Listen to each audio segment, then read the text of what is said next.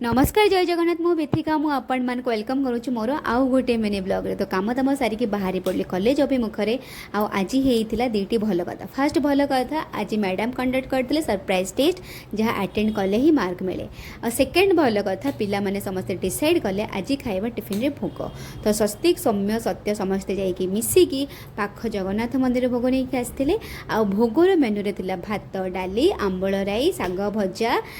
mix तरकारी ता सहित पटल पनीर तरकारी सबू जिनस बहुत ही टेस्टी थिला आमे बहुत आत्मा तृप्ति करिकी खाइलो आ एठी मोना मु अंकिता शुभ्रज्योति मिसिकी गोटे पाखरे खाउथलु आ पुओ पिला माने आम पछरे खाउथिले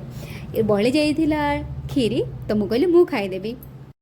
आ आंबलटा होता सबुठ अधिक टेस्टी जहाँ को मुझे चाटी चाटी खाइली आ ये देखो स्वस्तिक मत केमी हसौची